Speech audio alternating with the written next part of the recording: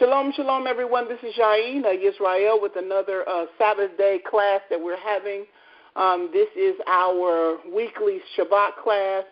I'm glad to have everyone aboard. We're going to do a different lesson today, and I could say it's kind of supernatural because it's going to go touch in some areas that is supernatural. It's going to cause a little controversy with some people. Some people may be able to have it, get the information and it not be a problem at all for you, but we want to lay some foundations. We had a class on Thursday night, and a question came up, and somebody brought up the 70 nations. And when I began to give the information, I laid the groundwork to something, and one of the sisters said, well, where do you find that at? And I racked my brain trying to figure out one scripture that would really explain it all. But as I tried to do that in the minutes that we had left in the class, I couldn't do it. So I took the time today and I put a lesson together so that we will be able to explain this particular topic, because this is very important. And, it was really strange because as I was sitting down to my computer today and I was praying to the Most High, I said, show me where I missed it at. Show me what I didn't see. And he did. And he showed it right to me. And when I read it, I just smiled. I said, I knew it was here. I just didn't. I was rushing, and I was caught off guard. But, it's a lesson to always be prepared in the event that someone asks you a question. So, again, thank you, Sister Sanaya. I needed that because it put me on, it made me put some things together so that we would have it for the people. Right. We're going to go ahead and get started. I'm going to open up the screen. I'm not going to have Sister Sanaya go through that this week because she does it every week. If you all want to figure out how to do that, you have to send her an email so that she will have you show you how to get on. If you need to show some of the people that you have invited, you can try to do that off screen because I want to go ahead and get started today. It's very important that we get this on the record. Please feel free to ask questions. This is open for questions and answers and topics and all of that kind of good stuff. So let me get this going, and then you guys let me know when you can see the screen. I'm opening up the screen right now. And I kind of got excited because it's an old lesson, but, with every old lesson, you learn new things. And I'm sure I could put more to it, because I was going to go in a whole other direction today, and I sat here, and when it begins to be a struggle, then I know that's not what the Most High wants me to do. So I decided that this was going to be something that would work on our behalf. So let me put this down. All right, so I will read for you today, and I'm going to put this on the screen. I'm opening up my screen. So you all let me know if you can see it. It's open right now. This is one of the lessons that you bring the family members in on. Call your mothers. If your mother is evangelists and if your dad is Bible teachers, call them. If your pastors is available and you have their phone numbers, call them. This is one of them lessons we do not want them to miss. If they miss it, we will have it on YouTube in its entirety, but it's better to have it where you can ask questions. So, all right, here we go from the beginning. Let me know if you can see the screen. Yes. Yes. All right. This is called the Tower of Babel, and underneath it says the Divine Council. Now, one thing I didn't do is go into the Divine Council because we would be here forever. But I will one day teach a topic on the Divine Council, because a lot of people is under the misconception that Yah is up there alone and there's no one else for him to talk to. That is not true. He has order to the kingdom. The kingdom is very organized. He has a council that he deals with. He has angels that he deals with that are in his presence. The angels are categorized from my research into 9 different classifications, and that each one of them has specific duties. All of the elements of the earth, everything is very organized in detail. All right. Anybody have any questions? No. All right, here we go. Next slide. It says biblical history. We're in Genesis chapter 10. This is very significant. I'm not going to read the whole chapter because it talks about the generations of the sons of Noah. Somebody give me another name for Genesis chapter 10. It's called what? The table of what? Nations. It's called the table of nations. That's what it is. This breaks down the table of nations. All right, it says, now these are the generations of the sons of Noah. He had 3 sons. He had Shem, he had Ham, and he had Japheth. And unto them were sons born after the flood. This is Genesis chapter 10, verse 1. Now, we're going to skip down to Genesis chapter 10, verse 32. He said, these are the families of the sons of Noah after their generations in their nations, and by these were the nations divided in the earth after the flood. This right here blew me away because this can stop the whole class right here. This is over. How many nations do you think is in Genesis chapter 10? 70. It's 70 nations. And when I sat down at the computer, I said, now I know I've read it somewhere, and I know I've seen it somewhere. Where did I see it at? And the Most High laid this right into my lap. He said, when, and it says, this is Genesis chapter 10, verse 32, these are the families of the sons of Noah after their generation and their nations. By these were the nations divided in the earth after the flood. And it is 70 nations in total. Now, what the question was to me was, something's missing because they weren't divided. And I said, when were they divided? And then we went on to the next slide. Somebody tell me, when was the nations divided? At the Tower of Babel. At the Tower of Babel. And that's the question that the sister asked me. She said, so show me where that's at. And I said, the Most High, when Nimrod a descendant of the fallen angels. He had that blood in him. And him and his people got together and decided that they were going to wage war against the Most High. So they built a city. And then after they built the city, they built a tower. And then once they built the tower, their plan was to go into heaven and wage war against the Most High Yah. And when the Most High found out about it, he came down. He said, let us go down and see what they're doing. He said, and after that, he divided the nation into 70 nations. Mm-hmm. And then from 70 nations, how many languages did they have? 70. 70 languages. But most of all, well, we ain't even going to get to that. We're going to get into that. So, sis, wherever she is, I hope this answers your question, but I'm going to go into some more history because they're not divided at this point. Right. In Genesis chapter 10, verse 32, the nations are not divided yet. Okay, let me go here. Here we go. Genesis chapter 11. When were they divided? It says, and the whole earth was of one language and of one speech. Yeah. All right?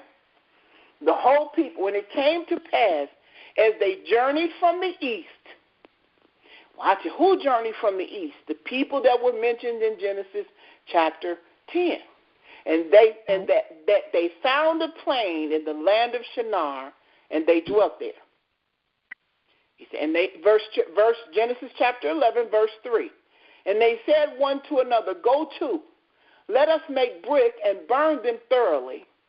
And they had brick for stone, and slime had they for mortar. Built a city and a tower.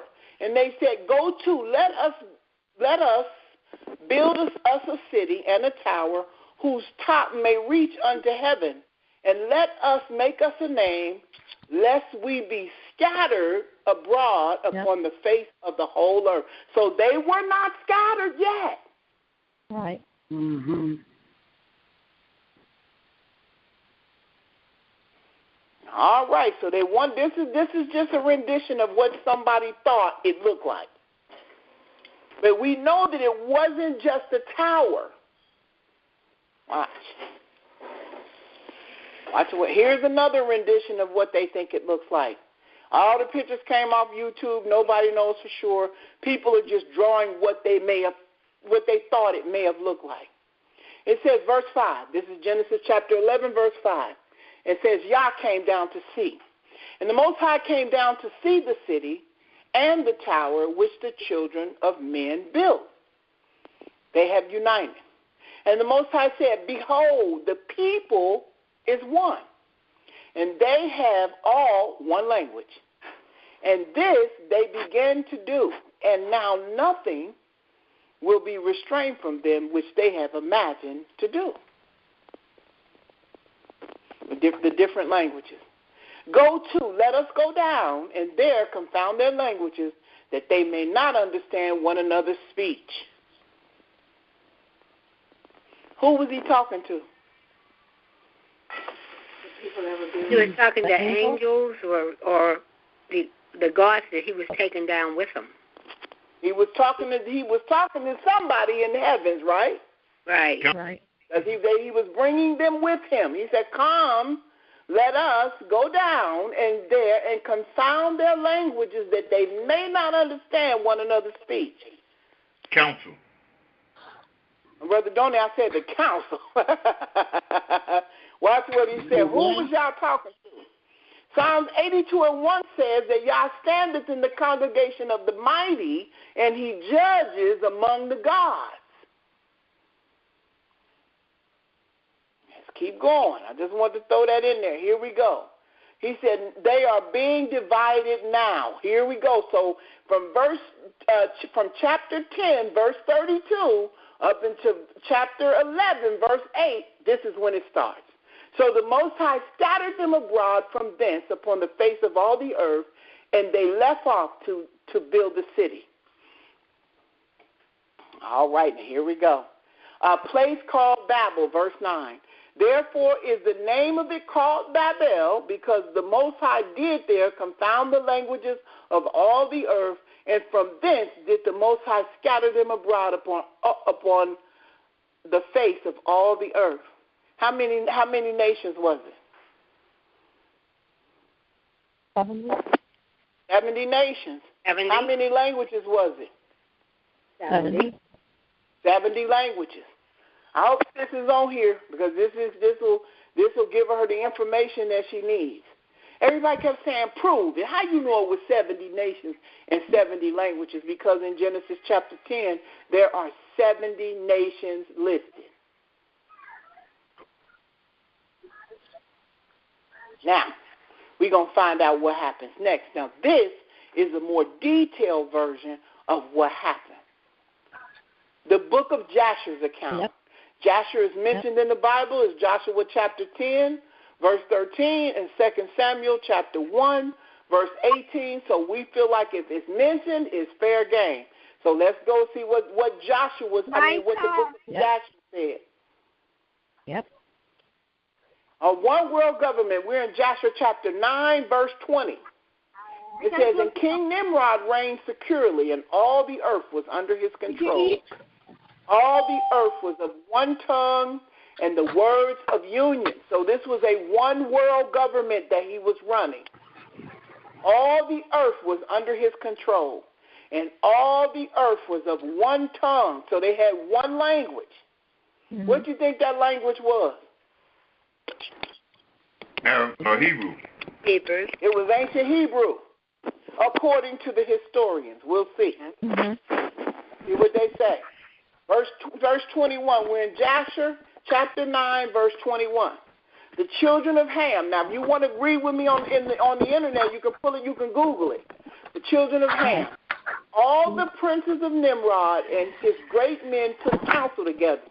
That's Put, that's Mizraim, that's Cush, and Canaan with their families, and they said to each other, hold on, let's see what they said. Come, let us build ourselves a city, and in it a strong tower, and its top reaching heaven, and we will make ourselves fame, so that we may reign upon the whole earth, in order that the evil of our enemies may cease from us, that we may reign mightily over them, and that they may not become scattered over the earth on the account of their wars. Who are they talking about reigning over and fighting with? Who is their enemy? It would have to be their brothers, Shem and or Japheth. No, they had just came out the. They had just established the government after the flood. Right. So who could possibly be their enemy? I'm going to take a guess. Who? I said take a guess. The children of the fallen angels. Oh. Somebody said the children of the fallen angels. No, they was dead. The flood wiped them out. Oh, that's right. They were dead by that time, those stuff. That's why I was saying the only person. Yah. Who? Somebody said Yah. It was Yah. They was battling against Yah. This was all a battle against Yah. Now, let me ask you this. Are they still trying to do that today? Yes. Yes, they are. They're still trying to battle with the Most High today. Oh, yeah. I guess I was thinking. Mm-hmm. All right, here we go. He said, now watch what he said. Here we go. Next slide. Nimrod agreed, and we're at verse 22, and they all went before the king, and they told the king these words, and the king agreed with them in this affair, and he did so. Here we go. 600,000 men, and all the families, verse 23, assembled, consisting of about 600,000 men, and they went to seek an extensive piece of ground to build the city and the tower. Yeah. And they sought in the whole earth, and they found none like one valley at the east of the land of Shinar, about 2 days' walk. And they journeyed there, and they dwelt there. They said, we got to pick the perfect spot, because in order for us to pull off what we're trying to do, we're going to have to make sure that this is positioned in the perfect spot, so that we can make sure that this story will be told from generation to generation. Verse 24, and they began to make bricks and burn fires to build the city and the tower that they had imagined to complete. Watch. A transgression and a sin. Verse 25, and the building of the tower was unto them a transgression and a sin, and they began to build it. And while they were building against the Most High, the Elohim of heaven, they imagined in their heart to war against him and to ascend into heaven. Aren't they still doing that today? Yes, they are. Then we still play that clip where the vice president of the United States of America said that the heavens belongs to America, and that at all costs they're going to do everything in their power to protect America? Yep. They still doing it today. The war wasn't against their brethren. Let's go back. It said the war was against the Most High. But the Bible doesn't say it that way, does it? The Bible makes it appear like it was just a tower. It wasn't anything big. There's nowhere in there that says that it was a transgression. Nowhere.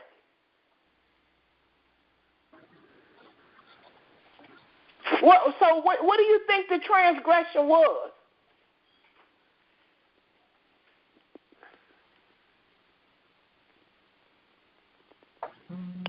I don't know. You don't know. Let's see. They were going to make war against the Most High. They built this against him, not for him. They built this to go to war against him. Because in their heart, they felt like they was going to fight against him, and they was going into heaven. Ain't everybody trying to get to heaven? Mm-hmm. The Christians is trying to get to heaven. The Muslims is talking about they got spaceships up in heaven. Everybody's trying to get to the Most High. Mm-hmm. Can I throw something in? I was listening. Oh, there she go. That's me. Yes, ma'am. What you want to talk? What you want to say? I was listening to a video, and they were talking about CERN, and someone put forth the theory that CERN is basically what they were trying to do at the Tower of Babel, that they are trying to break these molecules, pierce space and time dimension, and go up, and that they have Shiva, the god of war, and they did a little war dance or something out there. True. CERN is really all about replicating that Tower of Babel, what they were trying to do at that point. Wow. I mean, you know what? You're absolutely correct. You are absolutely correct. And what does history usually do? Repeat itself. It repeats itself. Watch what happens. The 3 stages. And all these people and all the families divided themselves into 3 parts. The first said, we will ascend into heaven and fight against him. Ludicrous. The second said, we will ascend to heaven and place our own gods there and serve them. That's what he said. And the third part said, we will ascend to heaven and smite him with bows and spears. It said, and Yah knew all their works and all their evil thoughts, and he saw the city and the tower which they were building. He saw it. Watch what happened. Now, they done split up into 3 divisions. They have strategized about how they're going to go into the heavens and take down the God of the universe. Okay, I got a question. Yes, ma'am. Okay, why would they do? What are they mad about at this point? I missed that part. Now I know why we're mad now in this day and age, but why were they mad? Because of this. And this is why they were mad. Because, and I was told this, because when the flood came, it wiped out their descendants. Oh, okay. Okay. That when the flood came, because Nimrod was a Nephilim, he became a giant man. They say he was huge. Yep. Right. It wiped out their descendants, but the information that they taught and the things that they taught, that they for some reason they had the ability to do this because the Most High said that if they continue to do what they're doing, they're going to enter into the heavens. Okay, I got it. The third said, we will ascend into heaven and smite him with bows and with spears. And Yah knew all their works and all their evil thoughts. And he saw the city and the tower which they were building. That's what it says. So it began. And when they were building, they built themselves a great city and a very high and strong tower. And on account of its height, the mortar and the brick did not reach the builders in their ascent to it. Watch what happens. Unto those who went up had completed a full year, and after that they reached to the builders and gave them the mortar and the brick. Thus it was done daily. They did this day in and day out. Watch. Working diligently. And behold, these ascended and others descended the whole day. And if a brick should fall from their hand and get broken, they would all weep over it. And if a man fell and died, none of them would look at him. They'd kick him to the side and keep going. That took some perseverance, didn't it? Yes. That took hatred. Right. To the point where somebody fell off your crew and you don't even stop to see what they basically kept going. Watch what they do. Arrows in the heaven. And the Most High knew their thoughts, and it came to pass, when they were building, they cast arrows toward the heavens. They would shoot weapons up into the heavens. They had blood on them, and all the arrows fell upon them filled with blood. And when they saw them, they said to each other, surely we have slain all those that are in heaven. They just knew they had killed Yah. They said, oh, we have accomplished what we set out to do. Watch what he did. He said, for the Most High tricked them. For this was from the Most High in order to cause them to err, in order to destroy them from off the face of the ground. So he said, let me put a little blood on the arrow, fill it up with blood, and shoot it back down to them and make them think they done did something. Watch. Now let's see what's going to happen. And like I said, they think they're going to fight over him again. You think you're going to win? I mean, that's the part that gets me. Do you really? I mean, here's an example, a perfect example of the fact that you will not win. Somebody hyping them up for a suicide watch. It took many years. And they built the tower and the city, and they did this thing daily until many days and years were elapsed. 70 angels. Here's the juicy part. And the Most High said to the 70 angels who stood before him, stood foremost before him, to those who were near him, saying, Come, let us descend and confuse their tongue, that one man shall not understand the language of his neighbor, and they did so unto them. So when they say, who was he talking to when he said, let us go down? Who was he talking to? The 70 angels. The 70 angels. Right. The 70 angels, he was talking to the 70 angels. Watch what happens. It says, on that day, and from that day following, they forgot each man his neighbor's tongue, and they could not understand to speak one to another. What happened? And when the builder took from the hand of his neighbor lime or stone, which he did not order, the builder would cast it away and throw it upon his neighbor that he would die. Yeah, can you imagine we standing here talking and we speaking English now, and all of a sudden I start saying, and you all saying, what in the world is she saying? And I'm screaming at you like,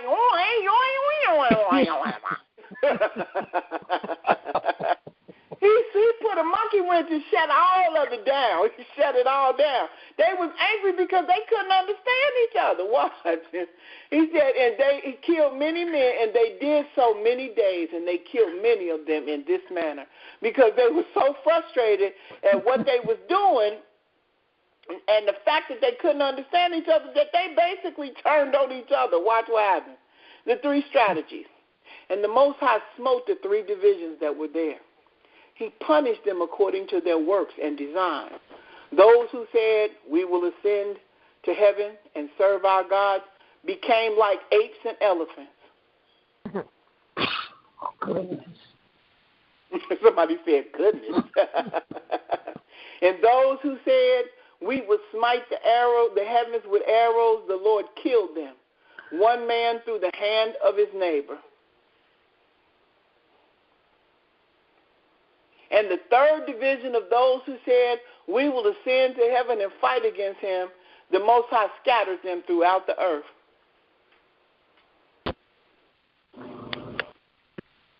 Watch, here we go. The rest of them quit. Those who were left among them, when they knew and understood the evil which was coming upon them, they forsook the building, and they also became scattered upon the face of the whole earth. Watch, 37. The place called Babel. They ceased building the city and the tower. Therefore he called that place Babel, for there the Most High confounded the languages of the language of the whole earth. Behold, it was at the east of the land of Shinar. Earth swallowed up. And it says, and as for the tower which the sons of men built, the earth opened its mouth and swallowed up 1/3 part thereof. Okay? Watch what happens.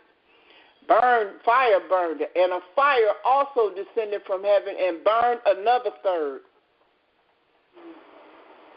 The last 1/3 is in ruins, and the other 1/3 is left to this day. And it is of that part which was aloft, and its circumference is 3 days' walk. Here we go.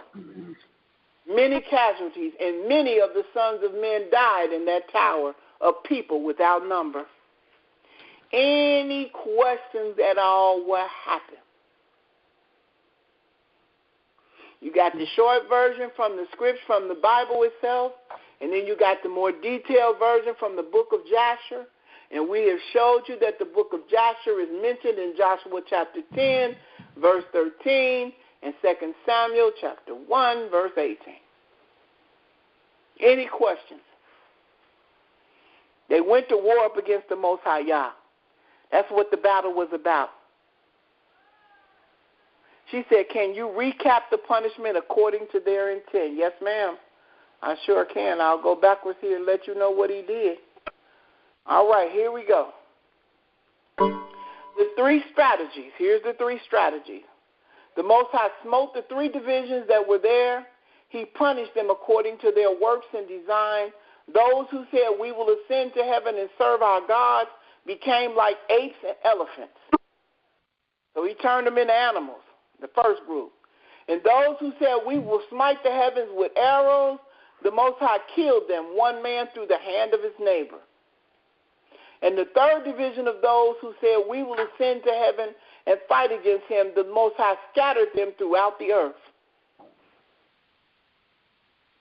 So these are not languages that we don't understand. One thing we have to understand is that these languages have always been here. The first 70 languages have always been here. There were 70 nations. There were 70 languages. And I'm getting to that, sis. I'm on my way. Believe me. 70 nations, 70 languages. And the one thing we have to always remember, too, is that each nation was given its own Elohim. That's why we can't get mad when we look at these other people and say, how come they don't serve Yah? Wonder why they don't serve Yah. I don't understand why they don't serve the Most High Yah. Because the Most High is very detailed as to how he has this thing going. Old Testament proof. The languages came from the Most High Yah. She said, will they be judged? We're going to get to that, sis. One moment. Here we go. Old Testament proof. This is what he told them. This is what was told to them in Deuteronomy when they were in the wilderness. He said, don't forget. He said, remember the days of old and consider the years of many generations. Ask thy father, and he will show thee. Thy elders, and they will tell thee. Watch.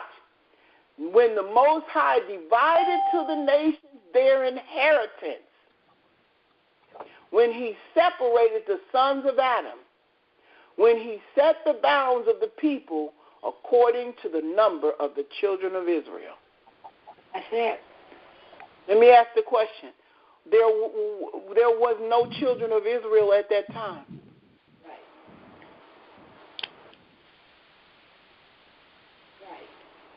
Right. There was no children of Israel at that time. Right. But when Jacob walked into Egypt, how many people walked in? 70. 70 people walked in. Watch what happens. He said Jacob is his inheritance. For the Most High's portion is his people. Jacob is the lot of his inheritance. So watch what it says. When the Most High divided to the nations their inheritance. So somebody got these other nations. Because it says here that Jacob is the lot of his inheritance. So let's see if we can prove that today. Anybody have any questions? Because I have to bring this point out so that you all understand that this was very detailed, it was done very orderly.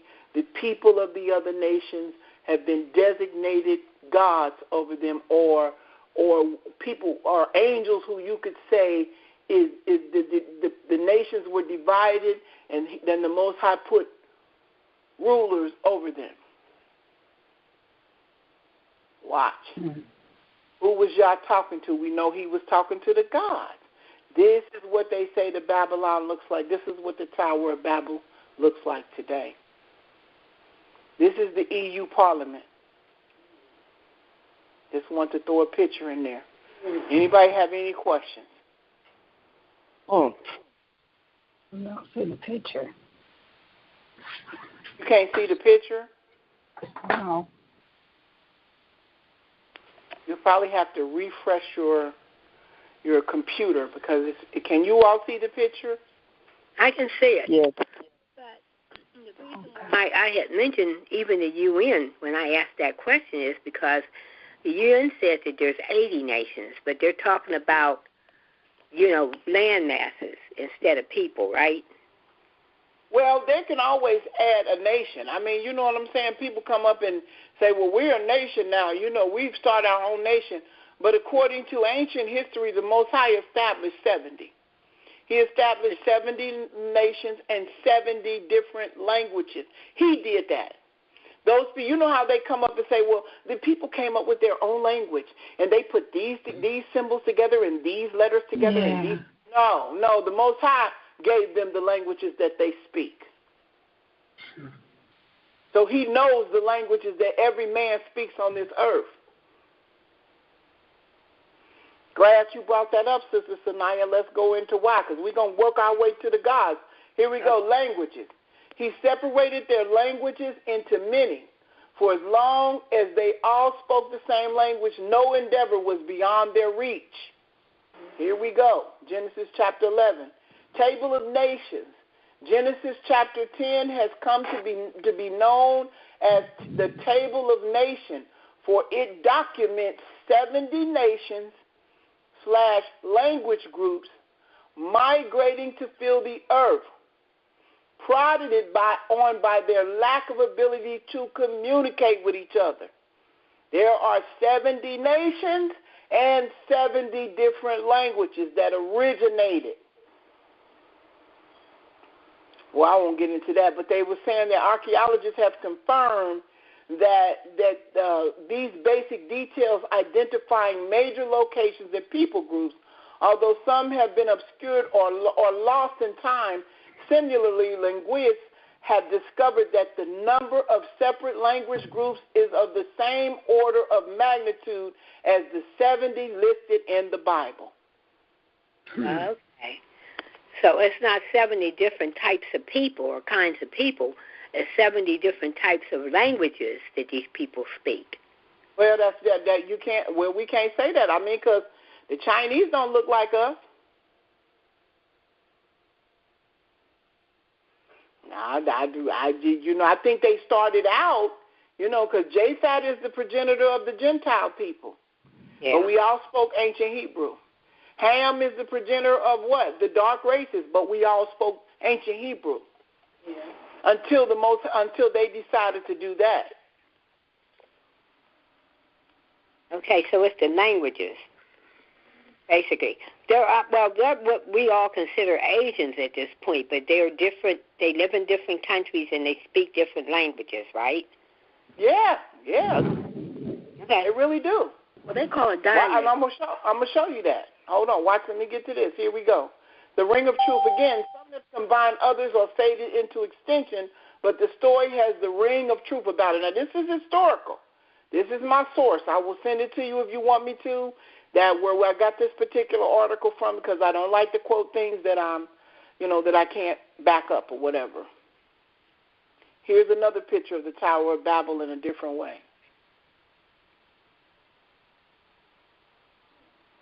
Some people say it's a stargate. It opens up the portal. There it is. That's the EU Parliament right there. Mm-hmm. That's deep. That's Noah.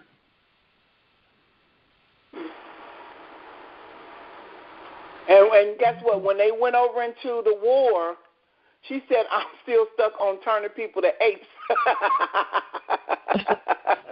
So Darwinism is a sort of true, but just backwards. If you want to look at it like that, Kimberly, yeah.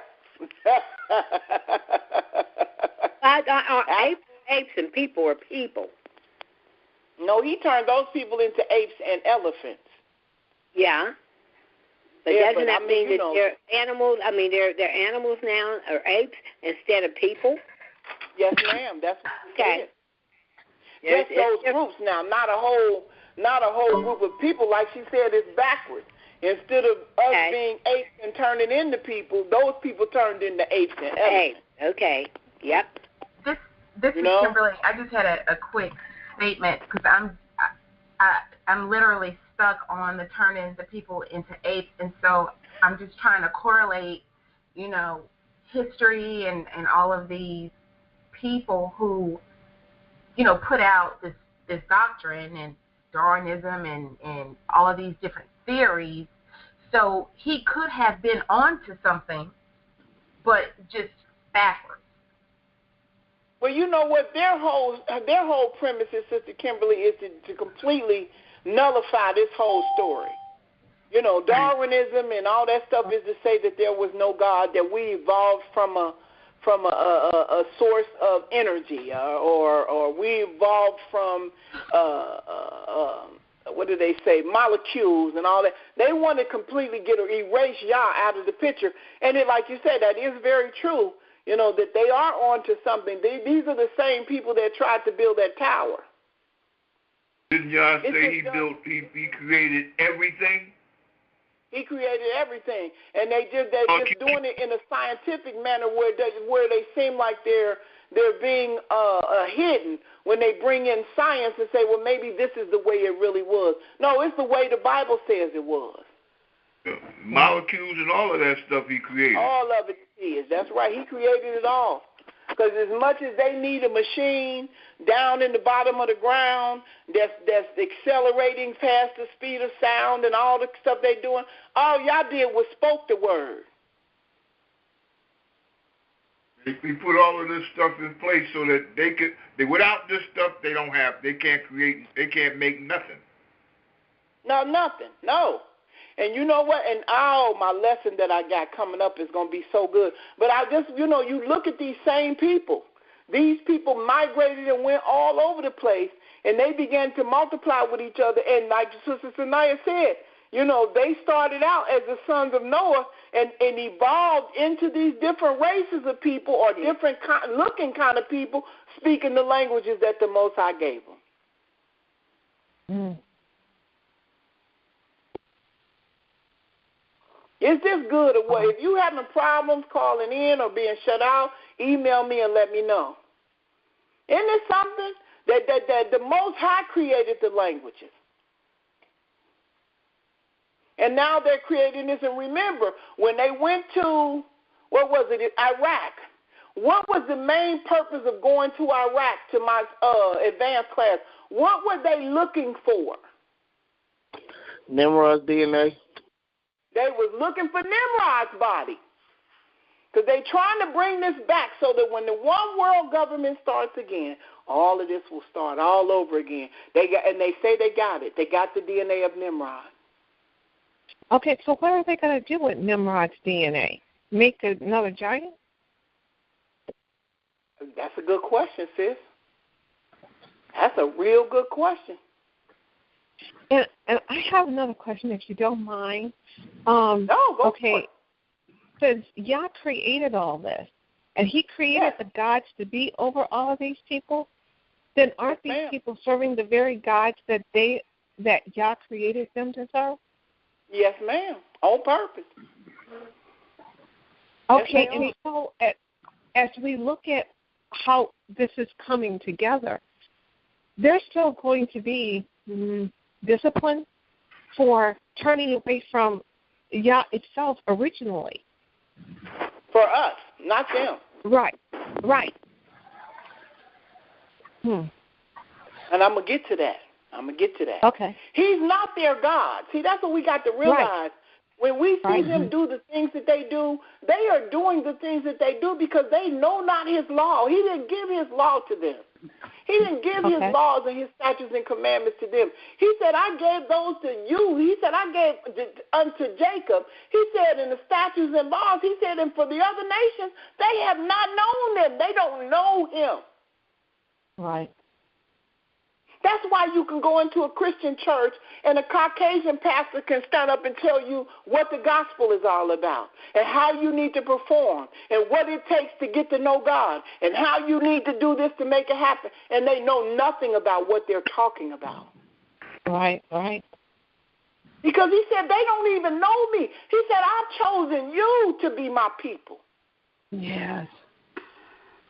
You were the ones that I chose. And as a result of him choosing us, we turned our back on him. Right. Which gave them access to tell the story the way they wanted the story to be told. Right, exactly. And when we came into slavery, best believe they laid the story out on a silver platter. This is how it goes. And we were so glad not to be out in them fields getting our butts beaten, burnt up in the sun. We believed whatever they told us, and we still doing it today because the Most High said, when you go into those countries, you're going to be made to do what? Worship other gods. Serve other gods. He said a wood and a stone. He don't lie. Isn't this powerful? It is. It is. It's true. You know, and then you see that them copying the building that you're looking at right now because they're identifying who they are. Right. And what their intentions are.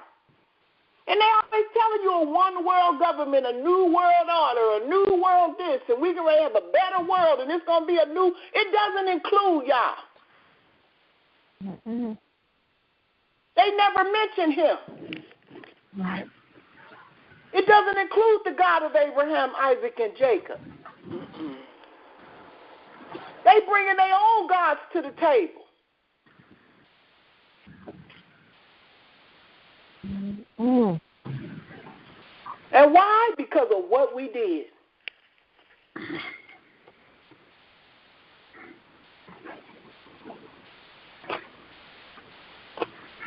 Isn't this powerful? It is. You understand the separation of nations and how the nations became separate and what they did to become separate and how he separated them and then set us aside for himself. Right, right. Mm-hmm. He set them aside. He separated them from him and said, here, y'all take them, and I'm going to take Israel. That's going to be my... Israel wasn't even... He hadn't even introduced himself to Abraham yet. Right. It wasn't even a nation in Abraham. Abraham hadn't even had a child. Right. I have a question. Yes, ma'am. So... I'm kind of confused. I understand, but so God has a council, and there are 70 angels, and he gave those angels charge over the people that were rebelling, the 70 nations. And so those angels are essentially the Buddha that we see, or the Hare Krishna, or all of these, deities that are out there. That's the Shiva, all of this. And so God is like the general. He's the top. And all of these are under him. But are they holy in a sense as well, because they're heavenly and they were on his council? And are the people rebelling against, are their people rebelling against them?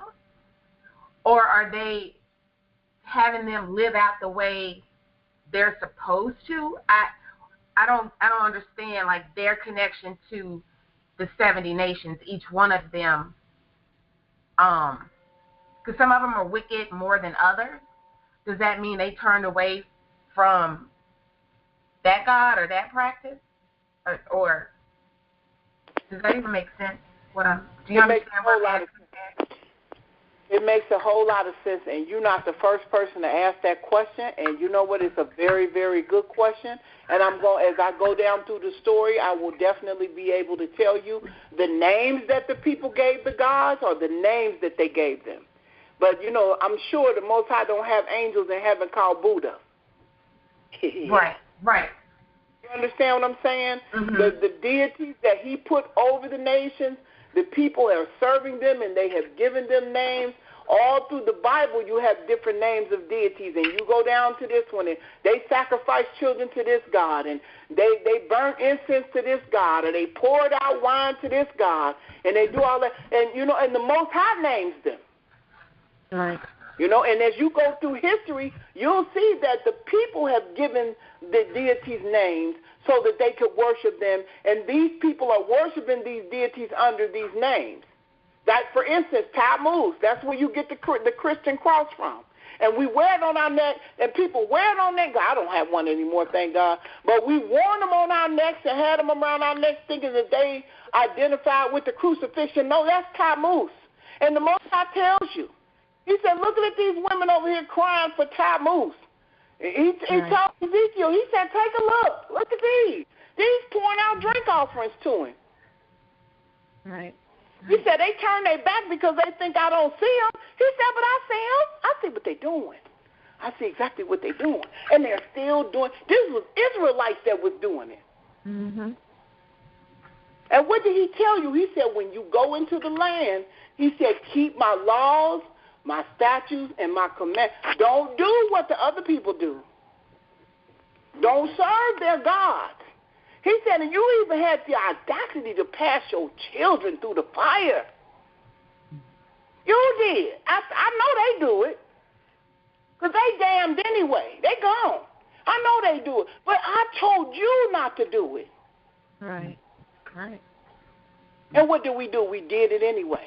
Yep. So guess what? Since those other nations are doing what they're doing, now what the status is of the gods that the deities that he put over the nations, did they rebel against him?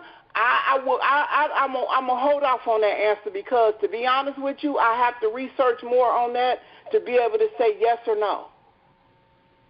I have to be able to research on that to be able to say yes or no. Now I know that I could say some of them did. Yeah, they did. Ain't no. But you know what? Yes, ma'am. They sure did. So yes, they did. Yeah, they did. Isn't the point that he just inherited those other nations and took Jacob for himself? Yes, ma'am. Those were the deities that they had to turn to worship. That's right. That's the ones he put over. Not him. That's right. He disinherited them. And that's why when I came into the knowledge and understood really what was going on, I was like, wow. And then you see pastors like Paula White and Benny Hinn and Hagee and all these people have arrived to a point of stardom. Yes. But the scriptures say, no other nation have I known. He said, and as for the rest of the people, they don't know me. Yeah. Well, you would think that with those people having their own gods, why are they in possession of our book, using it for their purpose? Because we turned our back. Because what's the purpose of it? Why are they using it? Tell me why they're taking the book and using it for their own purpose. Why do you think they're doing that? To manipulate everybody else. Yeah. Exactly. And the religion of inclusion. It's an inclusion. It's the illusion of inclusion, like Brother Adoni I say. And you know why I say that? And I don't hate any other people. Let me lay that on the ground. Let me put that on the record, because I don't want nobody to say, oh, you a racist and you. No, I don't hate nobody. I don't hate anybody. No other nation.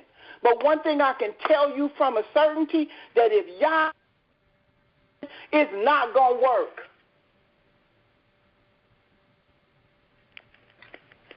It's not going to work. So guess what? If we look at what they have offered us, and we look at what they have presented to us as the God of the Bible, and you lay it open and you lay it next to the Bible and say, okay, well, this is the Bible, and this is what you say we represent. If you match it up, it doesn't match up. It does not match up. They do not. And it's no matter. I don't care how you try to twist it, it doesn't match. Right. They don't keep the high holy days. They don't keep the Sabbath. They don't do. I'm gonna show you why though. They don't do the things that the Scripture says that they're supposed to do. There's no healing going on for those who believe and have the name and all that. Nothing is happening. Nothing. But the people refuse to believe that because they believe if I just try just a little bit harder, if I pray just a little bit harder, if they just stop the mess in Christianity, if they could just stop all the messes going on, we could make this work. And it's like, no, it's never going to work. Right. Because the people who are supposed to make it work don't even know that they're Israelites. Right. You're right. Mm.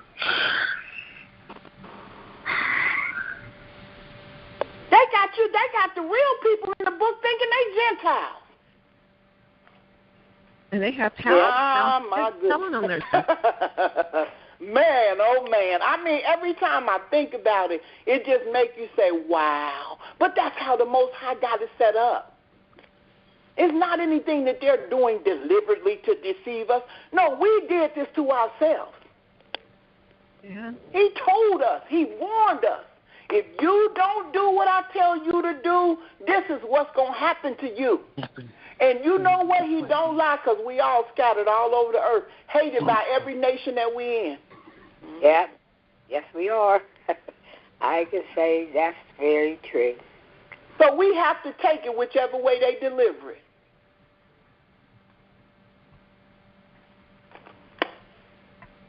So when they got the book, they spent their side of the story, and we bought it hook, line, and sinker, because we know who we was.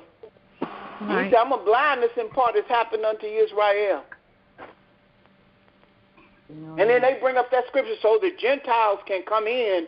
And once the Gentiles come in, then Israel will wake up. Guess what? Not these, because they not even coming under the knowledge that we the Israelites. Ain't no way they gonna come into something and lie.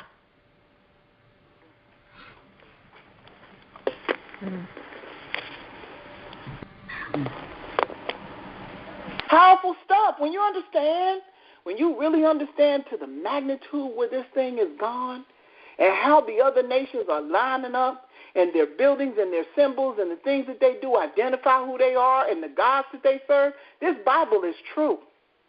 Right. It's true. Now, not to say that the other nations won't be saved. I'm not saying that. But until the people of the book realize that they are the people of the book is not going to apply to nobody else but us first. It's got to happen to us first. Sit down. Even the remnant. Whoo, I'm telling you, when you see stuff like this, you know, most people look at this and say, that's a beautiful building.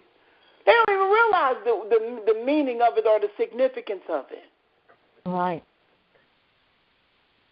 Let's go to the next one. Watch. Legend says, now this is not anything that can be written in stone. At Mount Sinai, that Most High gave the Torah to Moshe in 70 languages, 70 different languages. This is what they say.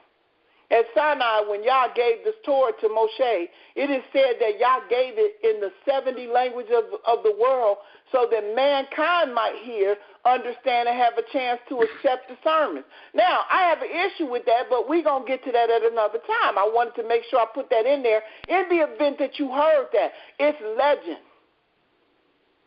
Watch this, though. This is one of the powerful parts of it. The story of Joseph in Egypt in the book of Joshua.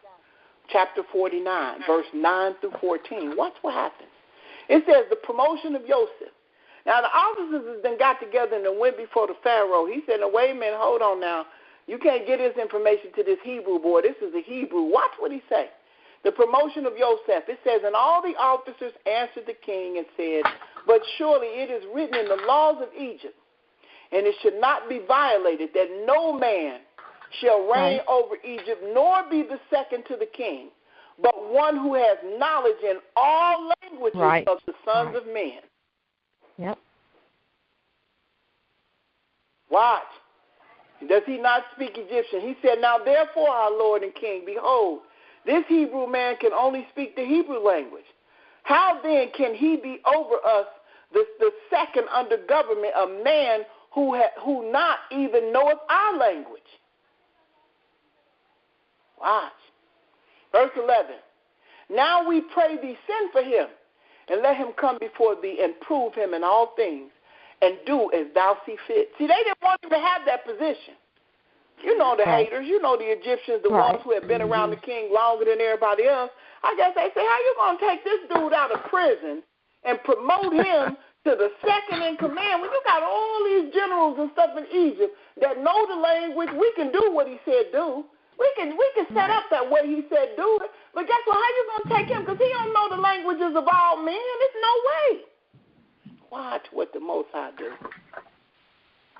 It says, and the king said, it shall be done tomorrow, and the thing that you have spoken is good. And all the officers came on that day before the king. Now, it's a whole thing before officers that's waiting. We said, we got him now. Watch that. It says a ministering angel. Verse 13, and on that night, the Most High sent one of his ministering angels, and he came into the land of Egypt unto Joseph. And the angel of the Most High stood over Joseph. Watch what happened. And behold, Joseph was lying in the bed at night in his master's house in the dungeon, for his master had put him back into the dungeon on the account of his wife. Now, this is Potiphar's house. Watch. Right. And the angel roused him from his sleep, and Joseph rose up and stood upon his legs. And behold, the angel of the Most High was standing opposite to him. So they was looking each other in face to face. Watch. And the angel of the Most High spoke with Joseph, and he taught him all the languages of man in that night, and he called his name Yehoshaphat. The angel, the Most High sent his angel to come down to deliver the languages unto Joseph. And Joseph, when he went before the king, he knew all the 70 languages that was necessary. And only Yah could teach it. He's the one who gave it. Wow.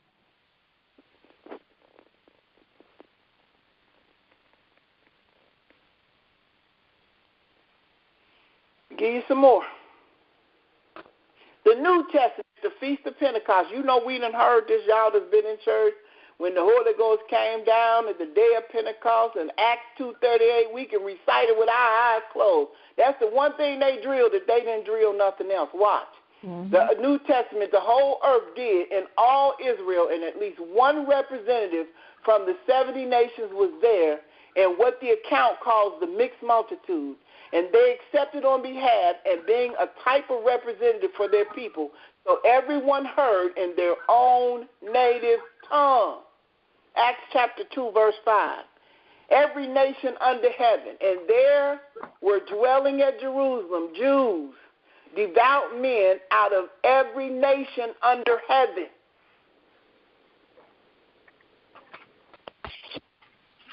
How many nations was there? 70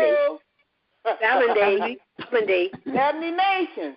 Watch. Now, when this was noised abroad, the multitude came together and were confounded, because that every man heard them speak in his own language.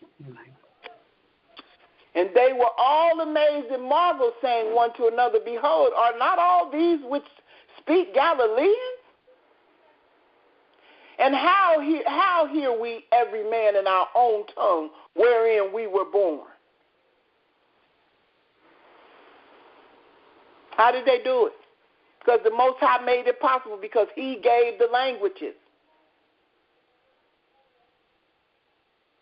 The ability to be able to speak to them in their own language came from the Most High, because he's the one who issued the languages at the Tower of Babel in the first place. Right.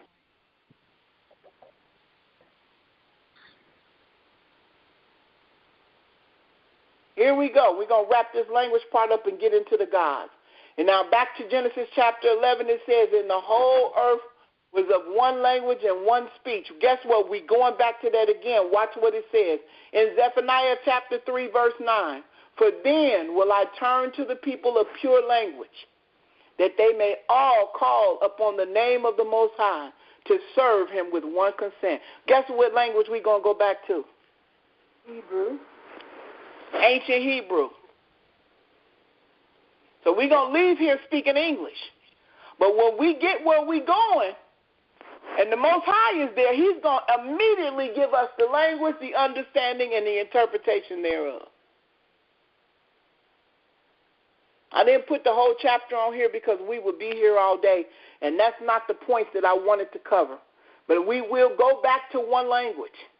So the languages that we're speaking now in the lands of our captivity has been going on for thousands of years. But when he gathers us to where he's going to gather us to, the people will begin to speak the language that we started out with, and that's ancient Hebrew. That's not that stuff that they talking over in Jerusalem now. Right. I got a question. Yes, sir. My question is that language going to be set aside for Hebrew Israelites or the whole world? Brother Donnie, to be honest with you, that is a very good question. I thought about that when I put this slide in there. But for then will I turn to the people a pure language, that they may all call upon the name of the Most High to serve him with one consent. I'm not sure. I mean, I'm going to have to eventually, I guess it's going to go back to the way it was, because all of the rest of the people spoke that one language too at the Tower of Babel. Well, let me make an assertion. I would think that he's talking about his people, not the whole world. That all the other nations, they don't have to bring up offerings, but we have to bring up offerings. We're going to have to address our Creator, you understand, on His terms, you understand. But the other nations, now we'll be able to communicate with the other nations, you understand, in their language, because we'll be able to understand their language. But the Hebrew language, the language, the ancient Hebrew, remember now, we're supposed to be able to call on him under one consent, concern. Everybody going to be all of our people, the Hebrew Israelites. That's his people. You understand? And he gave the language and everything and the laws, statutes to his people. That's true. I mean, I don't know. I mean, I'm assuming. I mean, this is just a guess. I'm just giving you that I've seen. Not necessarily doesn't have to be true, but take a look at it. Yeah. I mean, I know. I agree with you that we will definitely speak our own language because it was always ours. But now with the other nations, I really don't have an answer for that. Some things we may have to wait on, because he said he's going to get the glory from the whole earth. So I don't know if they will be made to speak our language, or they will know our language and use it at the appropriate time, or will he take back the 70 languages that he put on the people? I'm not quite sure. I mean, but he does say from then, Zephaniah chapter 3, verse 9, for then will I turn to the people a pure language, that they may all call upon the name of the Most High to serve him with one consent. And that particular scripture is talking about Israel. So, I mean, for the rest of the nations, I don't really know for sure, but I will have to see, because there will be some out of every nation that will be spared. That is correct. Sister Yaina. Yes, ma'am. In Zachariah chapter 14, it starting in verse 18, it tells us that if the family of Egypt goes not up and come not, that have no rain, there shall, this is talking in the future tense, that the plague wherewith Yah will smite the heathen that come not up to keep the feast of tabernacles. This shall be the punishment of Egypt and the punishment of all the nations that come not up to keep the feast of tabernacles. In that day shall there be the bells upon the horses, holiness unto Yah, and the pots in the Yah's house shall be like the bowls before the altar, and it concludes in verse 21. So that kind of where is that again? Sis, give it to me one more time. Where is that? Zachariah. That's Zachariah chapter 14. I'm gonna open that. What verse did you start at? At verse 18. 18 or either 17. 17. Let's see. Let's go back up here and see what it says. It says, can you guys see that? It says, and it shall be that whoso will not come up of all the families of the earth to Jerusalem to worship the King, the Most High of hosts, even upon them shall be no rain. And if the family of Egypt go not and come not, that have no rain, there shall be the plague wherewith the Most High will smite the heathen that come not up to keep the feast of the tabernacle. This shall be punishment of Egypt and the punishment of all nations that come not up to keep the feast of the tabernacle. That's what it says. In that day shall there be upon the bells of the horses holiness unto the Most High. And the pots of the Most High's house shall be like the bowls of the altar. It says, and yet every pot in Jerusalem and Judah shall be holiness unto the Most High of hosts, and all they that sacrifice shall come and take of them and see of therein. And in that day there shall be no more the Canaanites in the house of the Most High of hosts. So the world is going to have to come. So if they come, they're going to have to know the language. Amen. Right. Mm-hmm. They're going to have to think. That's a good reference, sis. Thank you so much. Absolutely. Yes, ma'am. That's good. They're going to have to know the language. That's just how it's going to be. They're going to have to know the language. One language, everybody's going to know it. Now, whether it be their primary language, Brother Donia, I don't know. Because even when they come up to offer sacrifices, they're going to have to still do it through the Levi priest.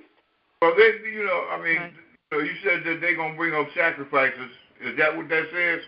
You understand? And I'm under the impression that they can't bring sacrifices they can bring them up there, but they can't present them. Right. That's what I said. That they're going to have to, if they do it, whatever they do, worship the King at the Feast of Tabernacles. Families of the earth, whosoever will not come up at all the families of the earth, they will get no rain if they don't come up. I guess they just come up to smite the heathen. They just have to be there. Okay. I guess. Well, it's all going to be revealed anyway, but I'm just saying, I don't know for sure neither. I really don't know. I don't know. Okay, let's get into the gods and where the gods came from. Let's work with this. Yah chose Israel, the lot of his inheritance, because I really want to cover this and I want to give us a chance to talk about it. It says the results. Besides the chastisement of sin and sinners by the confounding of speech, another notable circumstance was connected with the descent of Yah upon the earth. Each angel a nation. It was on this occasion that Yah and the 70 angels that surround his throne cast lots concerning the various nations.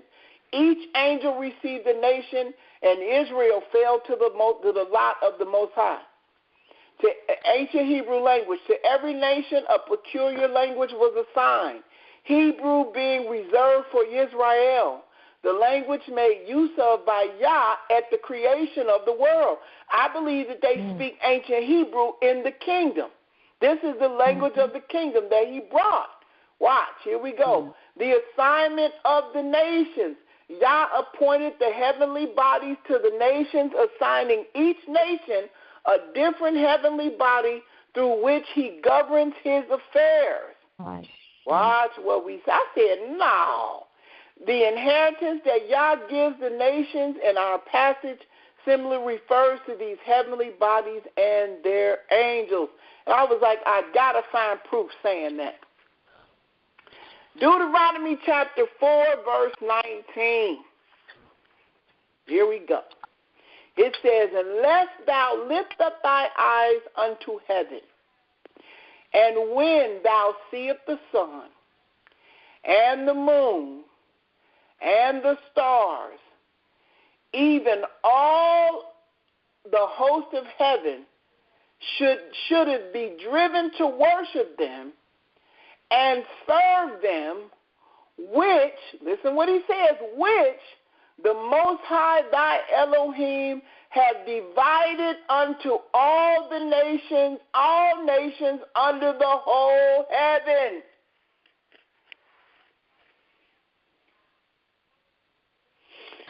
So, think it not strange. What chapter was that, Deuteronomy? Which one? Deuteronomy chapter 4, verse 19. Think it not strange that we have sun worshipers. He gave it to them. Think it not strange that the Muslims had moon in their symbol. He gave it to them. Right. All of the hosts of heaven, like you said, the ones that came down with him and he put them over the nations, they gave them names like Asterisk, the Queen of Heaven, this one and that one and this one. He gave it to them. Yeah.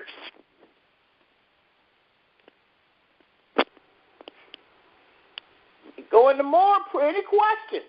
Want me to read it again? Let's do it again. That's what he said.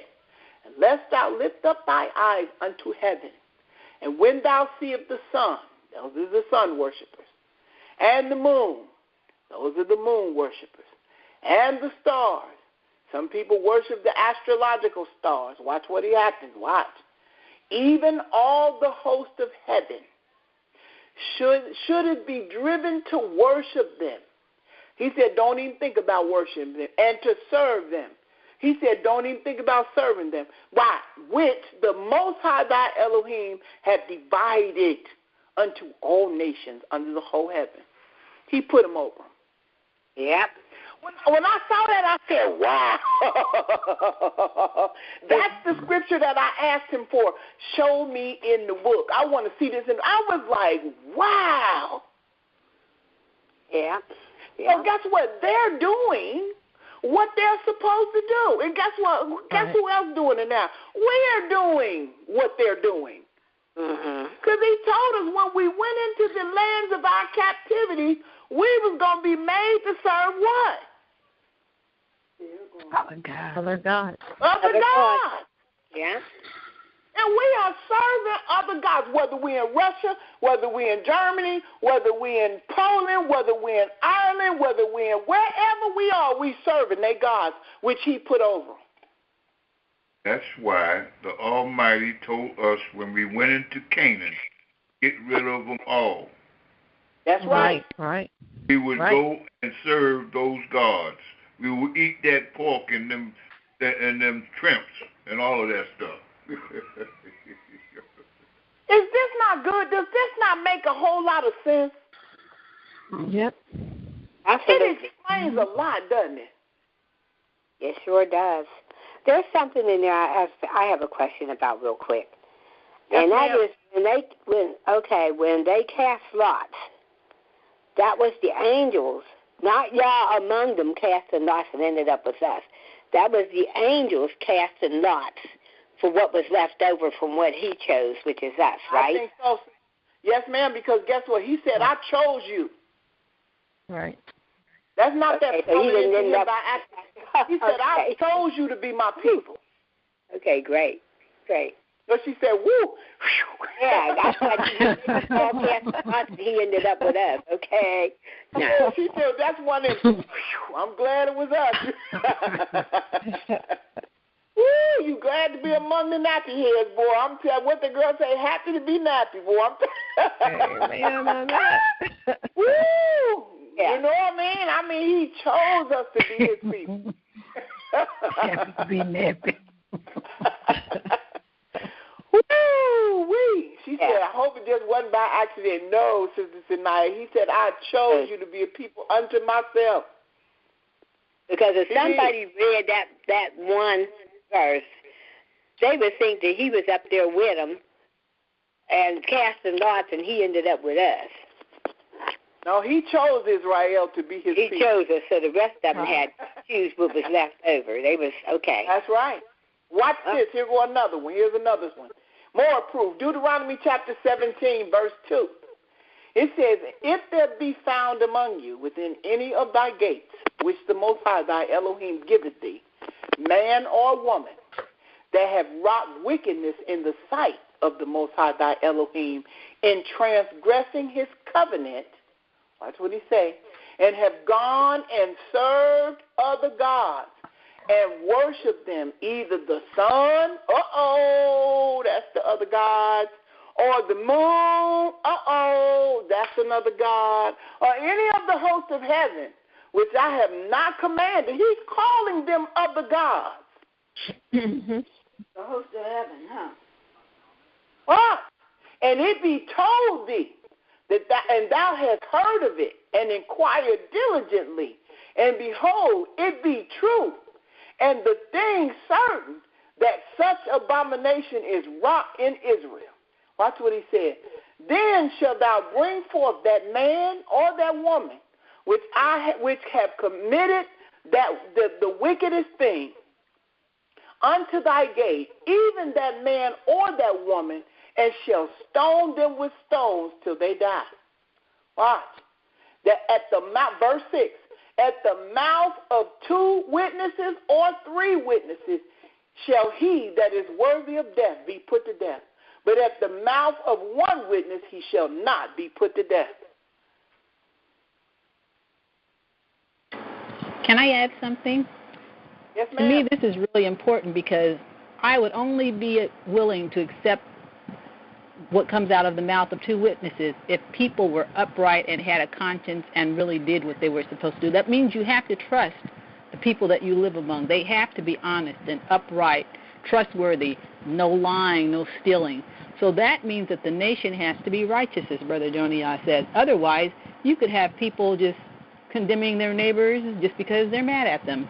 But if they really are being guided by their conscience, and conscience means that you're following the statutes and the commandments and you're doing that as unto God, then if somebody speaks, then it means that they're actually speaking what is true and nothing else.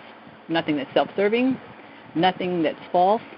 And so that is why it's really important about the laws, the statutes, and commandments, and them becoming the guidebook by which people live and by which the nation is developed. That is correct. That is correct. That is why it's so important. He called them other gods, not me. They say, Yaina called them. No, he called them. He said they have gone, verse 3, and have gone and served other gods and worshiped them. Either the Son, do they do that when they go to church on Sunday morning? Hello? Yeah, they sure do. Yeah. They worshiping the sun god. Yes, they are. They are. Yes, they are. Because the Most High said, keep the Sabbath. Remember the Sabbath and keep it holy. What other religion has the symbol of the moon? Who uses the moon? Islam. That's right. That's their God. They're doing what they're supposed to do. That is who they are supposed to worship. He said, or any of the host of heaven, which I have not commanded. These people, these other nations are doing what they are supposed to do. Why? Because what happened? Deuteronomy chapter 32 again, verse 8. When the Most High divided to the nations their inheritance, what did he divide? The gods were given. When he separated the sons of Adam, he set the bounds of the people according to the number of the children of Israel. And what happened?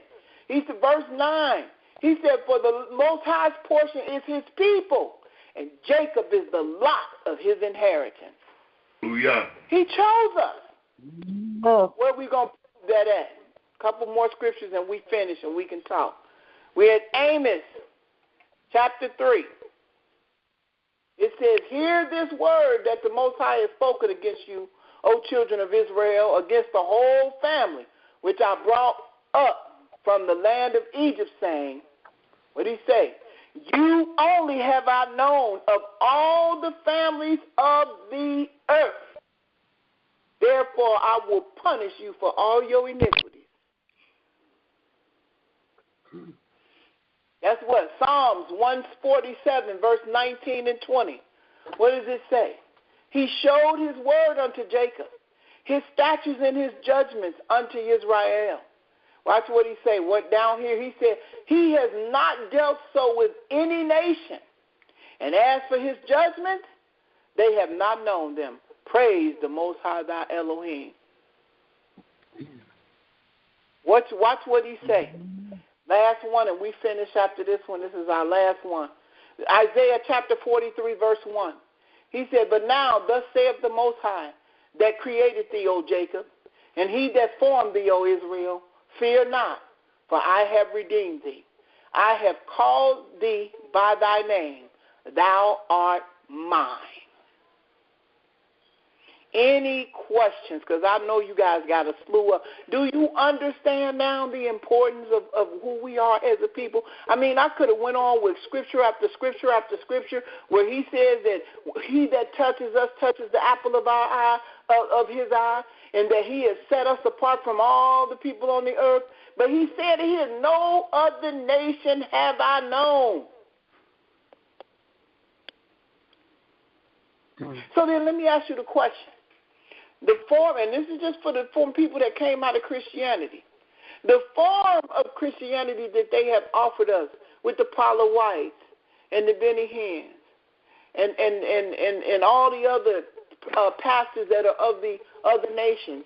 Is it something we can take to heart? You're asking me? I'm asking everybody. Is it something we can take to heart? No. Well, I don't anymore. I know better.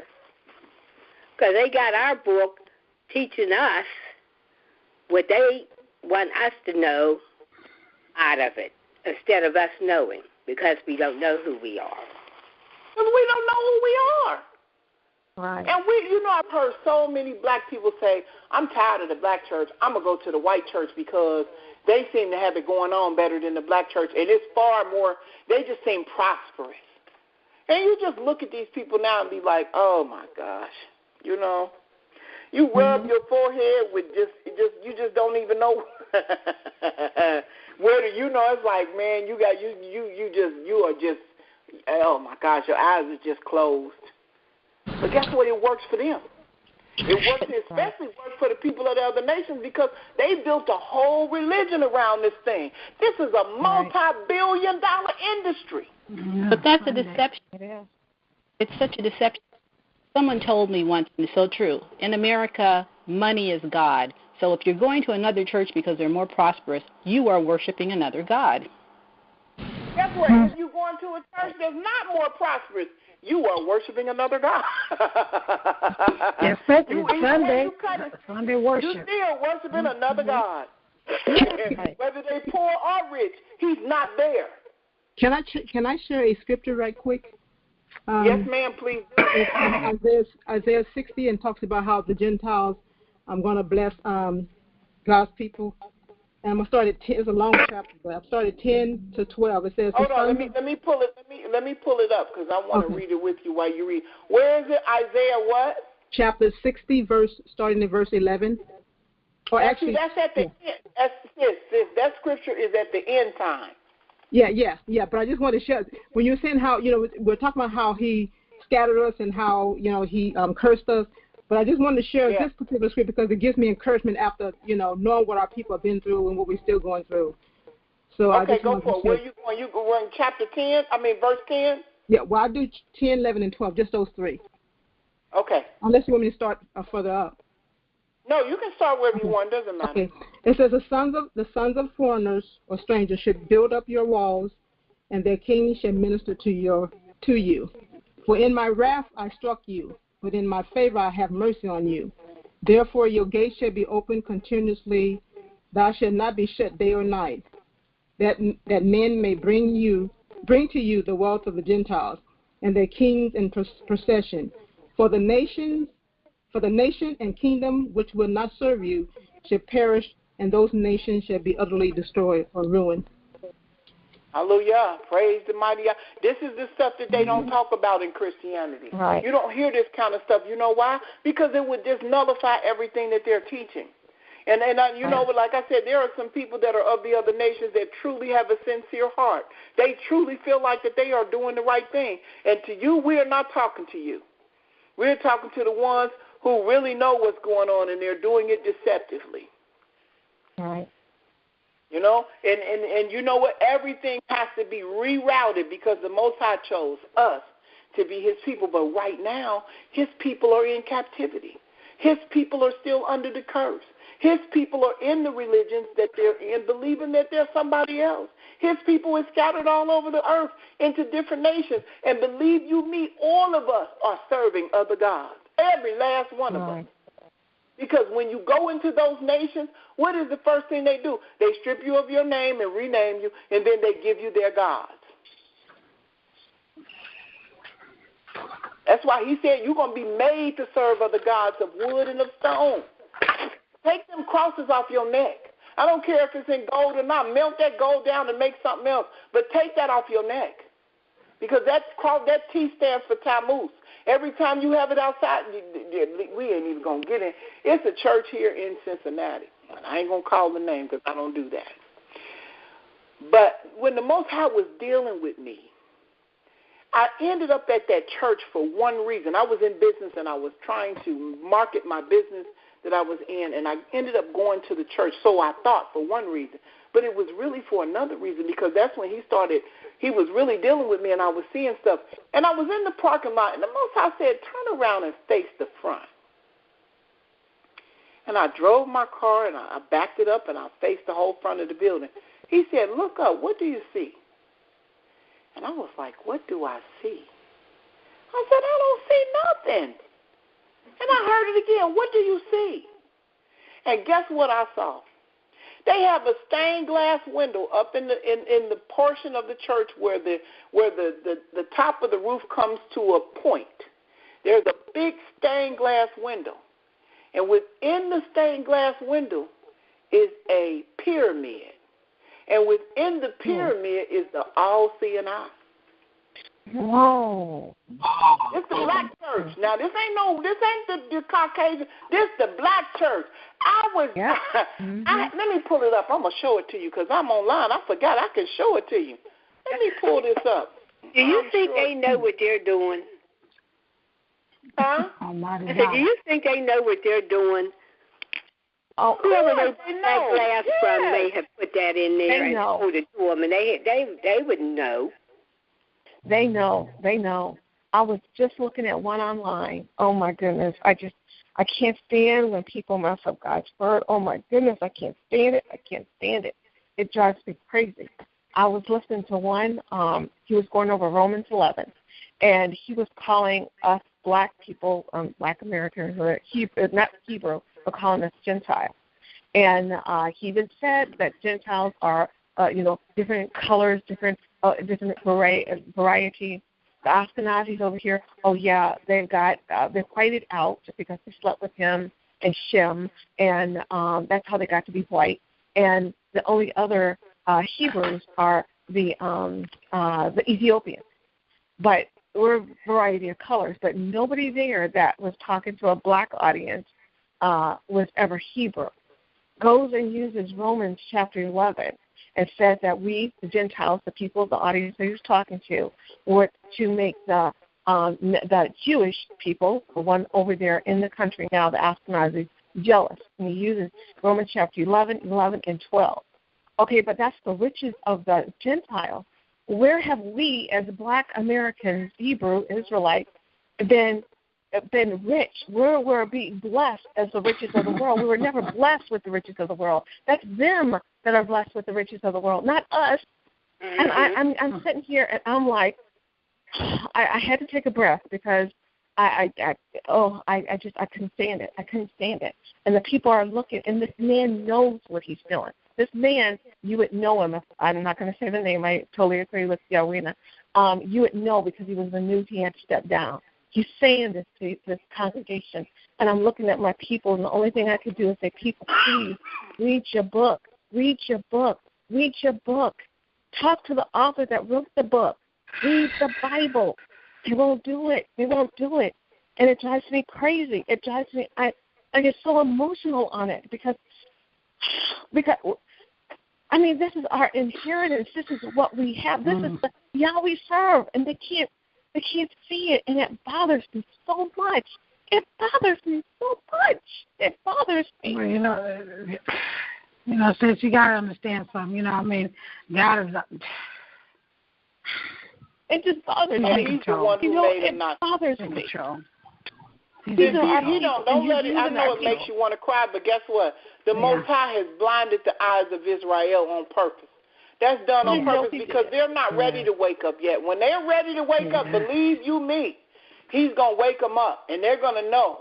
And it's almost like somebody said, it's almost been a holding place for us to keep us away from a whole lot of stuff, and it kept us into the religions, and it basically kept us from, because some people say, I went in church, I'm in church now, and I got in church, and I feel so much better about myself. I've changed my drinking. I've changed this. I've changed that. And it has gave them a sense of security.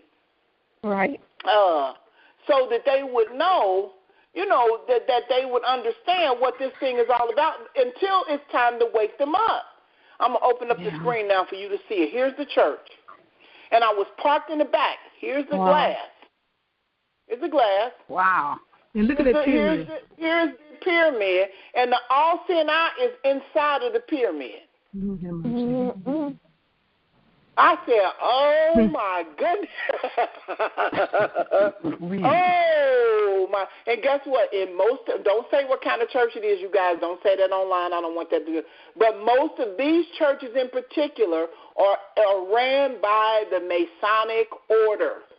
Wow. Mm-hmm. Mm-hmm.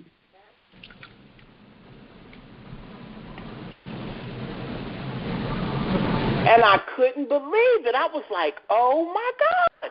I think I sat there for about 15 minutes like, oh, my God.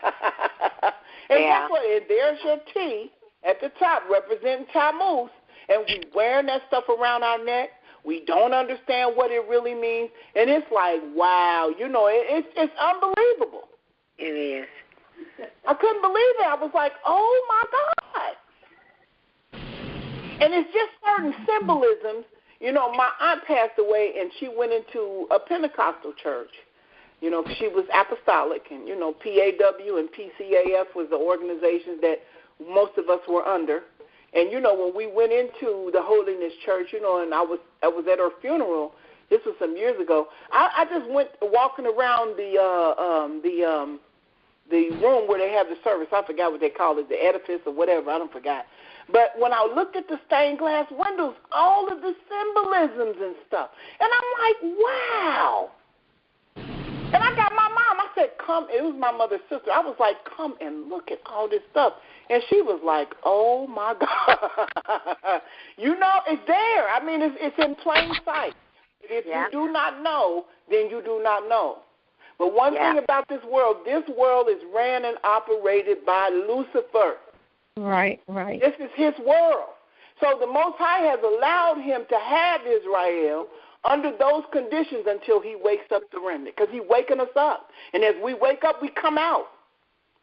Can I recommend a book to a sister that just talked about this pastor, white pastor, was talking about how, and basically that God original people, which are and still black Hebrews, they were whited out? Absolutely. There is a book, you may have heard of it. It's called From Babylon to Timbuktu. Okay. Yeah. And I'm going to read you a portion on page 84. What he failed to tell the people is that in 70 A.D., this is what it says. In the year 65 B.C., the Roman armies under General Pompey captured Jerusalem in 70 A.D. General Vespasian, I can't pronounce that word, and his son Titus put an end to the Jewish state, which great slaughter. During the period of military governor of Palestine, many outrage and atrocities were committed against the residue of the people. It says, during the period from Pompey to Julius, it has been estimated that over 1 million Jews fled into Africa, fleeing from Roman persecution and slavery. It says the slavery market was full of black Jewish slaves. So for him to say that they were whited out, you still get black Jews today in Africa, the Limbos, the Igbos. So, there's a lot of books out there that give the history of God's people. So, but it's a good book. And I have it here online. Let me ask you this question. This is what the book looks like, sis. It looks just like that. All right. By Rudolph Windsor. But I wanted to ask you this: the pastor who said that, was he black or was he of the other nation? He was a brother. He was a brother. That's why. Okay, let me tell you why. Because they have sold out. Right. Those are the ones who have sold out. Yes. Those are the ones who are usually Masons. They are the ones who are under the tutelage of the people who profess to be Jews. See, when you have a church, you have a 501c3 if you're a nonprofit. Right. I mean, you're nonprofit. And who runs the 501c3 other than the Jews? Because they're the ones who run the the IRS and all that. That just gives you tax exempt status. So if they're going to give you tax exempt status, you're going to say what they tell you to say. Right. But basically, you're going to do what they tell you to do.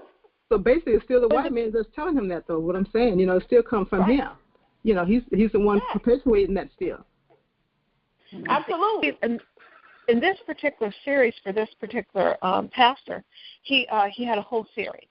Now, I usually do accounting stuff at work, so I have my earphone. I'm in the book every day, 8 hours a day, and I listen to sermons. And so I went through all of his 18 different steps, and he was talking about what's going on in this country. And so I went through all 18. At the 18th one, I was already at home, so I was looking at it. And the 18th one is when he was talking about Esau. Everybody seems to want to keep Ishmael and Isaac. We know Isaac, the seed came through Isaac, not to Isaac, but through Isaac. But everybody's talking about Ishmael and Isaac. But what happened to Jacob and Esau? Won't talk about who Jacob and Esau is. And every person that he mentioned is Israelite, Hebrew Israelite, are already the people over there in Israel. And we know that that's not correct because that doesn't fit with the prophecy. But he's spinning it, and these people are eating it. And that's what makes me angry, because they won't take out their Bible and read it. He didn't spin that on me because I'm like, look, no, that's not right, that's not right, that's not right. But I'm reading it. I'm in it. I mean, I'm in my Shabbat 12 hours a day in this book. Come on, that's what they need to do. But, they're not listening. I mean, he's very popular, and he looks good, nice, attractive brother. I mean, yeah. Wow. I mean, but doggone, it's like they're eating it up. How do we get them out of it? How do we do it? I mean, it's good people that's on here, but how do we get them to get It's that? frustrating. We can't. There's nothing we can do. I guess there's a time for them to be woken up to. That is correct. We tried, almost all of us, to convince our friends and family, and we get the same kind of thing. We just got to be patient and wait. Absolutely. Yep, you have to wait. What else can you do? You don't have no control. They're not going to see it anyway. Almighty is the one that has the control. And he will wake people up. If there's somewhere in the scriptures where he says, by those people that he called. See, he's going to call people. You understand? Right. Back to this understanding. You understand? And you've got to get used to the fact that it's only going to be a remnant. That's a few. It's going to be a multitude, a large multitude. Right. It's going to be a few. So could that scripture apply that says that my people are lost because of lack of knowledge? You have rejected me, so will I reject you? No, because you know why? Because their eyes have been closed. They don't see because they don't want to see. They don't see because they can't see. But can they also not see because they choose not to study the word too? I mean, it's like at some point you have to take responsibility and hunger for that. I mean, if you want, I don't know, maybe I'm just being a little too harsh. I don't know. Well, we all wanted. I was in it. Let me say this. I was there. I was in it. I saw it. I did what I was doing. I was like the sister. I read my scriptures almost every day. I did the things that I was supposed to be doing, and I was there. I really was. I was right there with it all. I didn't see it. Until the Most High opens your eyes, you're not going to see it. And it's a good thing that their eyes are not open yet anyway, because imagine what it would be like if all of our eyes was open and we all came to the knowledge of it at the same time. It would be anarchy. And the Most High doesn't want that. Everything is going to be done decent and in order. And when the time comes, he's going to open up the eyes of his people. And then when they do open up, because everybody can't take it. Everybody can't take knowing and then have to sit still and not know. Everybody can't take that. So when he opens up their eyes, some of them going to be moving out at that point. Yeah. Yep. I had an experience at work this week. And it just so happens that a person that works for me, her son, You're breaking up, Sister Natanya. Natanya. That's it. Can you hear me? No, ma'am. What did you say? I was saying I had an experience at work that a person that works for me, her son is an Israelite. Okay. And I was talking to her, and I didn't realize that her son was an Israelite until Sister Eliezer went to a function, and her son was there, and his wife. And when I found out that, we had something in common, I thought, and I was talking to her. Well, then when she was sitting at the desk, when I started talking, she started tuning me out. Of course. I want to hear it. Right. And then I said to her, oh, I see. Then you do the same thing to your son when he starts talking to you. Because she had been telling me this stuff. He talks this crazy stuff and, whatever. And I had been talking to her, and I didn't really notice that her, ignoring me like that. But this day, when I found out, I tried to press her a little bit more for her to listen. And then she started really, staring at the computer like there was nothing. She was tuning me out completely. Of course. And I said, oh, okay, I'll get you to do that, the same thing to your son. She said, you know what? I'm too old to start that and to listen to this kind of stuff. So meaning that it just takes time. Yeah. And you can't make anyone see anything or do anything. So it just has to come a time when their eyes become open, So I was just telling that person who feels frustrated because people can't see it. And I was one of those ones that couldn't see it either until my eyes were open, until y'all opened my eyes. And it's different. And I feel that kind of frustration, but we'll just have to wait until they change or he opens their eyes. Yeah, absolutely. I agree 100%. And that is, and they don't like this topic that we got today because my computer is just twirling. Can you all see my computer? Yeah. Can you see how good? I want to show you. Pause. With his pause. It's on pause. My computer just twirling. It won't even open. This won't even open up, and I'm not going to cut it off because it'll cut off the recording. But I had a picture that I wanted to show you all of a cathedral that's here in Cincinnati. It's a Catholic cathedral. And I was at work one time talking to the people, and they were listening. I said, the crosses is upside down on the doors. And this lady from the other nation, she said, I don't believe it. I'm Catholic. She said, when I get off work, I'm going downtown to see.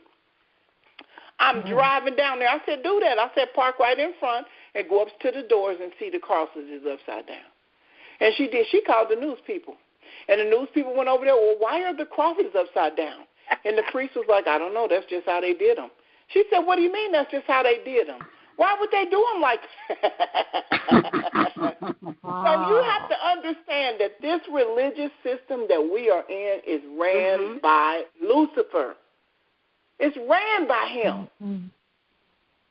And it kills me when I hear some of these Hebrew Israelites try to stay in good graces with the church.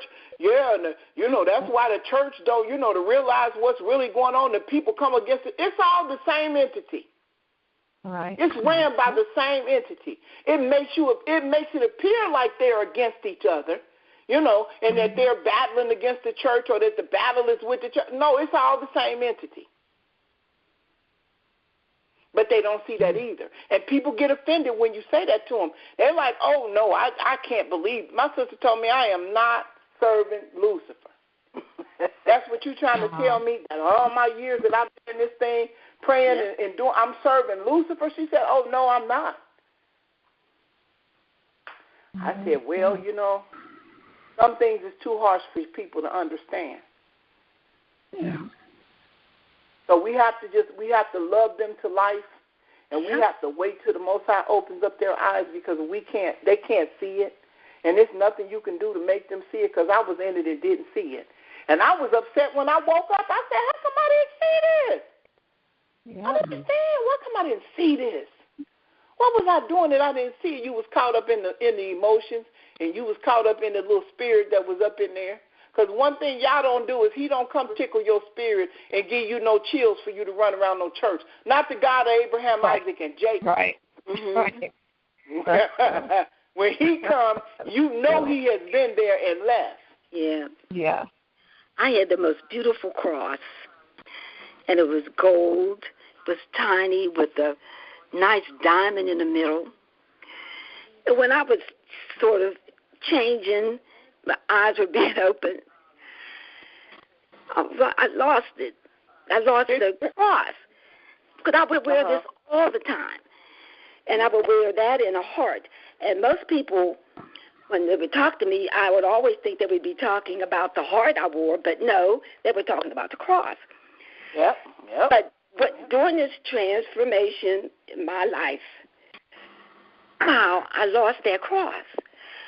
I don't know what happened to it. I loved it. I wore it all the time. I thought that was the most beautiful thing. And it just, like, it left me. I have no idea what happened to it, but I'm glad it's gone at this point. Mm-hmm. Right. You know, when I found out that was that symbol, oh, my goodness. But before I found out, I lost it. Right. But I'm glad of that, too. Right. Yeah. So I just want to say that I hope that this lesson was an eye-opener. I hope that you all understand now the process of the Most High and how He does things. We're going to still keep talking, but I want to be able to cut the recording off. But I just want to say this to you all. This lesson was brought, and I'm glad Sister Sanaya did what she did on Thursday, because it gave us an opportunity to set this message in order so that everybody understands the order of succession.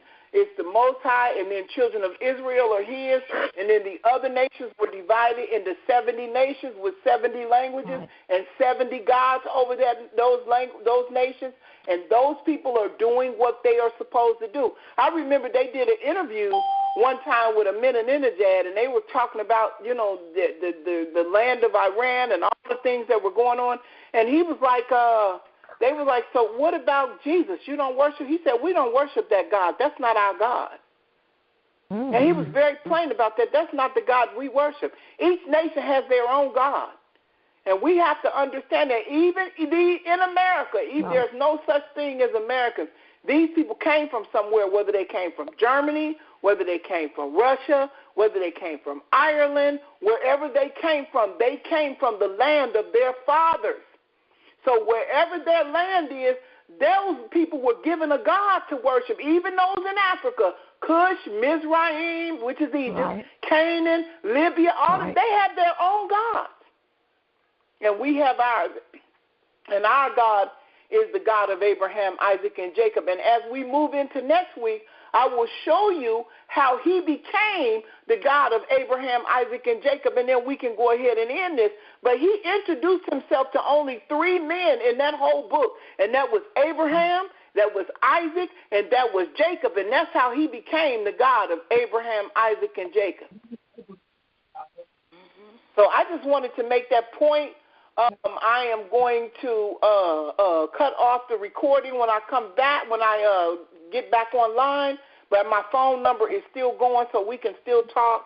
But yeah, I just want you all to know that, that when we start doing that kind of stuff, you have to understand the world and the composition thereof, because I'm telling you, these people are doing what they're supposed to do. And when we went into captivity, He told us when you go in, you're going to be made to serve other gods of wood and of stone. That's something you're going to be made to do. And we're doing it. And as we wake up, we be like, I can't believe that I let myself. How come I didn't see that? Because you weren't supposed to see it. It wasn't for you to see. He did that to you on purpose so that you would know when you came to what you did to Him as a people. Mm-hmm. We knew.